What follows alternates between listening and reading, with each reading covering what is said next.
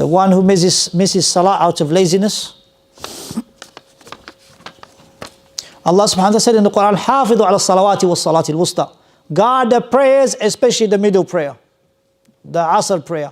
Allah swore by Al-Asr, and now it's not that easy. Dhuhr and Asr is very close. You may miss Asr and it's Maghrib straight away, you've left the prayer. You missed the prayer, and the prayer, if you miss the Asr prayer, it's like you've lost your family and lost your possessions. Imagine coming home, no wife, no children, no mother, no father, and you lost your possessions. That is missing the Asr prayer. It's worse than that. So guard the prayers. Allah swore by Al-Asr, Allah swore by Al-Fajr, to show you the importance. And Shaykh Abbad mentioned these are the times where the angels change shifts. The angels of the night recording, and the angels of the day recording. So guard your prayers. And Allah subhanahu wa ta'ala said about those who didn't guard their prayers, فَخَلَفَ مِن بَعْدِهِمْ خَلْفٌ أَضَاعُوا الصَّلَاةَ وَاتَّبَعُوا الشَّهَوَاتِ فَسَوْفَ يَلْقَوْنَ غَيًّا. A people came afterwards, they discarded their prayer. They أضاعوا الصلاة, يعني they discarded their prayer, or they didn't fulfill it properly, and they followed their desires. Shaykh Salih Fawzan said that is the consequence of not guarding your prayer, is you will follow your desires. So if you want to protect yourself from misguidance, guard the prayer. It's most beloved act of worship to Allah. Allah loves that you come to Him and pray. So guard the prayers. Don't be of those who discarded their prayer. فَخَلَفَ مِن بَعْدِهِمْ خَلْفٌ أَضَاعُوا الصَّلَاةَ وَاتَّبَعُوا الشَّهَوَاتِ فَسَوْفَ يَلْقَوْنَ غَيًّا. Then they will get al-ghayya. What is the ghayya? In the tafsir, al-ghayya, sallallahu salama, is the pus that they will get in the hellfire from the zaniyat and the people of zina, sallallahu salama. So don't be from those who discard the prayer or lazy about the prayer. Because the sign of the hypocrites, إِذَا قَامُوا إِلَى الصَّلَاةِ قَامُوا كُسَالًا. When they stand up for the prayer, they stand up lazily.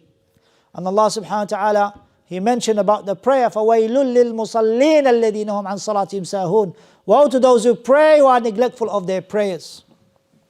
And here in the tafsir Ibn Kathir, neglectful of their prayers, neglectful of the time, neglectful of the ruku'. They don't do the ruku' properly. And the Rasul said, the worst thief is the one who steals in ruku'. So doing your prayer from the beginning, from takbir to the ihram till the taslim, remembering Allah subhanahu wa ta'ala much in it, because a man stands for the prayer and he gets 1/10 of the reward, 1/9 of the reward, 1/8 of the reward, 1/7, and he doesn't get all the prayer. So guard the prayer with your sunnah prayers. Guard the prayer by fulfilling the conditions of the prayer, the pillars of the prayer, and the obligations of the prayer. An excellent book that Shaykh Abbad explained, Shurut al-Salah, Shurut Arkan Wajibat al-Salah, one of the best books I've read in the Arabic language, also translated into English.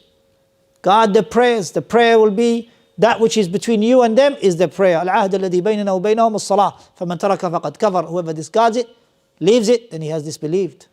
Bayn al-rajul wa kufr tark wa shirk tarku as-salah. Between a man and disbelief and shirk is discarding the prayer. The salah, that which is between you and Allah. Arihna biha ya Bilal. Prophet loved the prayer. Ju'ilat qurratu ayni fi salah. The coolness of my eyes is in the prayer. He loved the prayer. So come to the salah with love, with enjoyment. And this is the best thing for me. This is the thing that if I die upon this, alhamdulillah, I die upon khair, because in it is Quran, in it is dua, in it is takbir.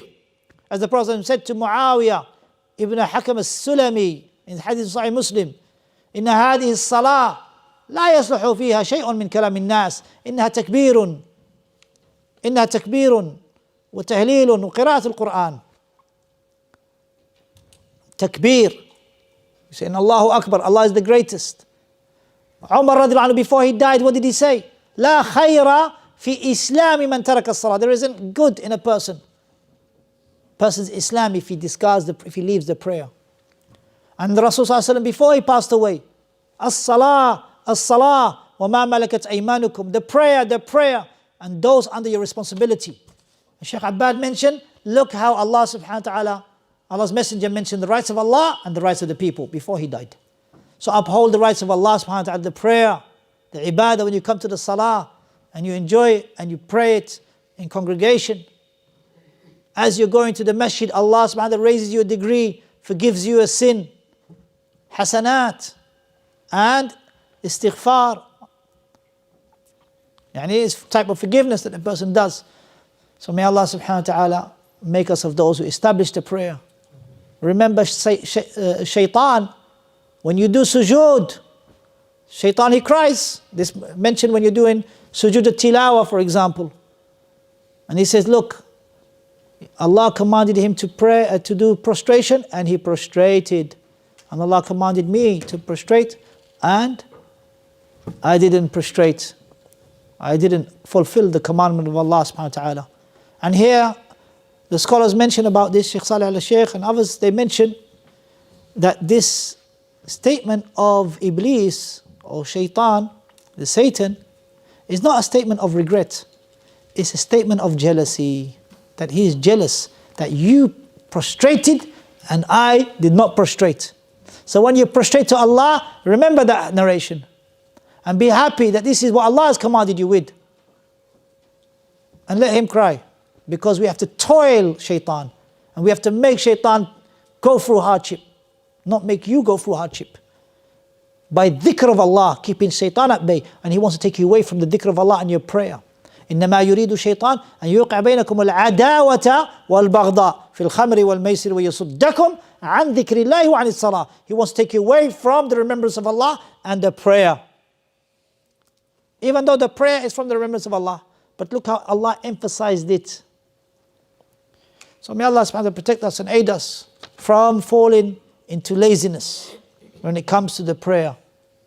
And I asked Shaykh Muhammad al-Banna, Allah yarhamu, there's times maybe that you're tired, and it's not out of laziness, but you're just tired. You come back from work, you're tired, and is this what is meant by kusala? يعني يراؤون الناس ولا يذكرون الله إلا قليلا. Is this what is mentioned by that verse? He said what is meant by that is laziness of the heart. As for limbs becoming tired, we all get tired. We have times of energy and times of fatigue.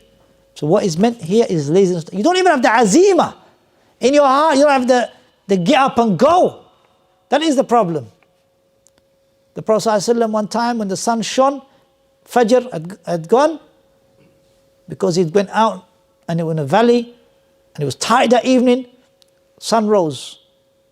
The first thing he did was establish the prayer. Don't go and start doing other things and just make me a cup of tea. You missed the La ilaha illallah, let's catch it. You missed it. The Prophet ﷺ mentioned about the time factor, that the person who prays as soon as he remembers, Allah subhanahu wa ta'ala extends that time for him out of his mercy. So establish it straight away. And remember Allah subhanahu wa ta'ala and enjoy it. For indeed what Allah has given us is khair upon khair.